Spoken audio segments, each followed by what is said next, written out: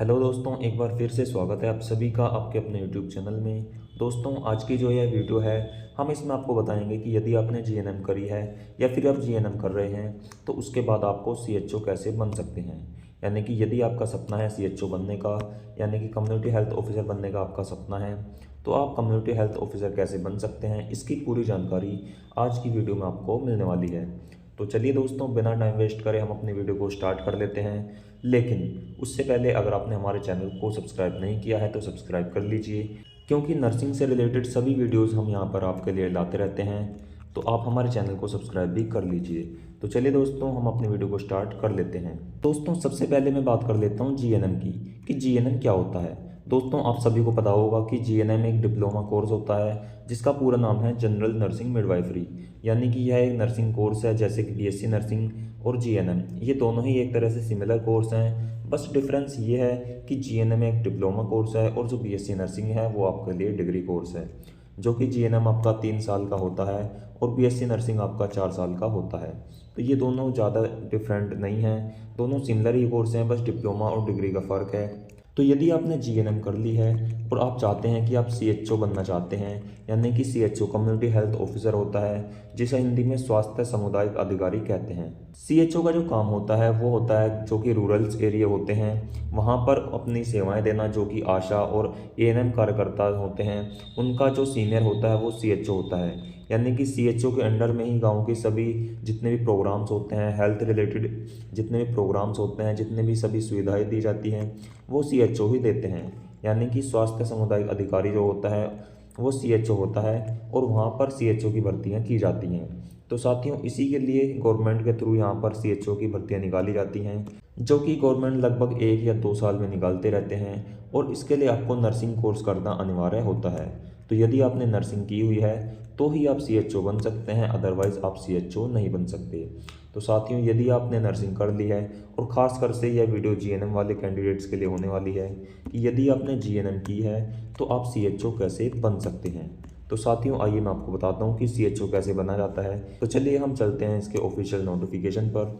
दोस्तों, ये वो नोटिफिकेशन है जो कि उत्तर प्रदेश के द्वारा जारी किया गया था 2024 में, जो सीएचओ की भर्ती आई थी। आप यहाँ पर देख सकते हैं national health mission Uttar Pradesh, और 2024 की ये भर्ती का नोटिफिकेशन है। इसके बाद अभी तक कोई भी भर्ती नहीं आई है।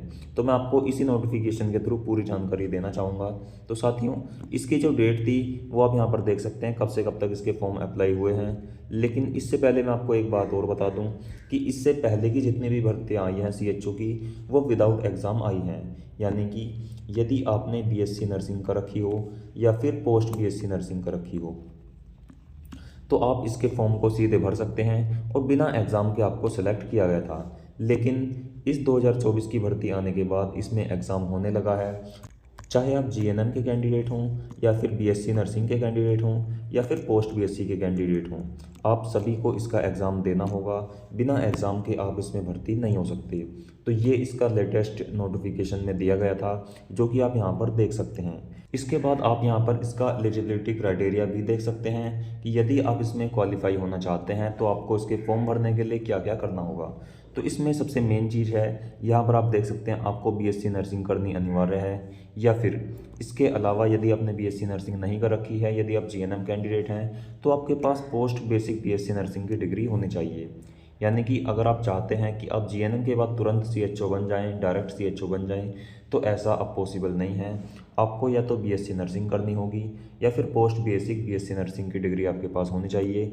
इन दो में से कोई एक चीज़ होगी तभी आप इसमें अप्लाई कर सकते हैं।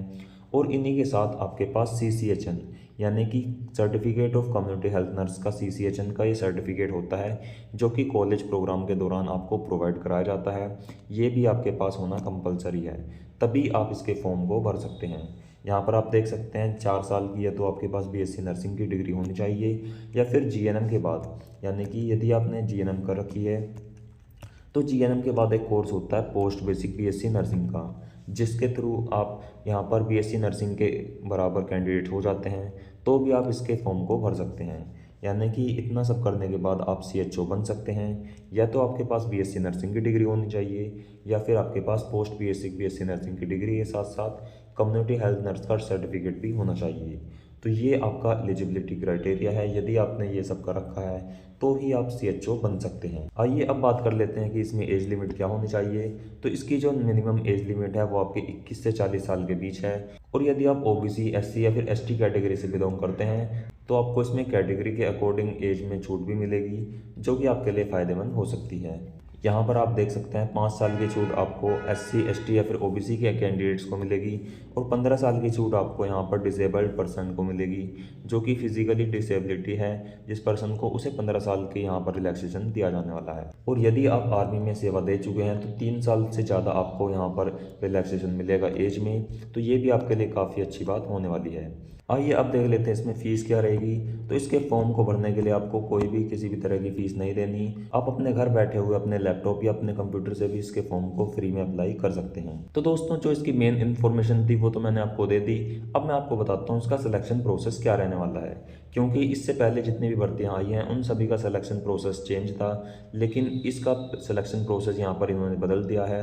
पहले बिना एग्ज़ाम के ये भर्ती होती थी, लेकिन अब इसमें एग्ज़ाम कंपलसरी कर दिया है। तो इसमें आपका ये 2 फेज़ में एग्ज़ाम होगा, यानी कि सबसे पहले जो सिलेक्शन प्रोसेस में आपका यहाँ फ़ेज़ 1 है, इसमें आपका कंप्यूटर बेस्ड टेस्ट यानी कि CBT होगी, जिसके बाद आपका रिजल्ट जारी किया जाएगा और उसके आधार पर आपकी मेरिट बनेगी।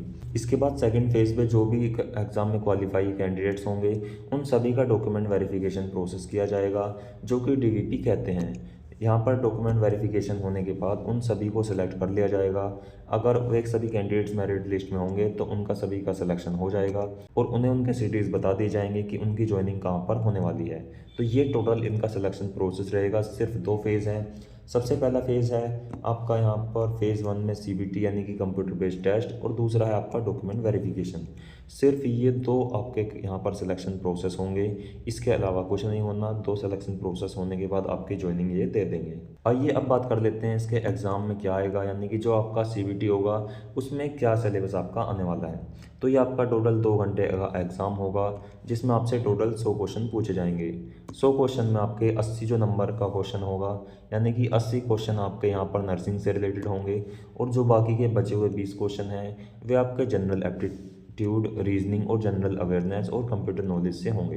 यानी कि इस तरह से आपके टोटल 100 क्वेश्चंस होंगे, जो कि टोटल MCQ क्वेश्चन होने वाले हैं। तो आप टोटल 100 क्वेश्चन की तैयारी करके जाइए। और सबसे मेन चीज़ है जो कि सबसे आपके लिए अच्छी बात होने वाली है, इसमें किसी भी तरह की नेगेटिव मार्किंग नहीं है। तो यदि आप किसी क्वेश्चन में कंफ्यूज हो रहे हों, जो कि आपको कम्प्लीटली नहीं पता हो, टिक करके आ सकते हैं। अगर बाई चांस वो गलत भी होता है तो आपके नेगेटिव मार्किंग नहीं होगी।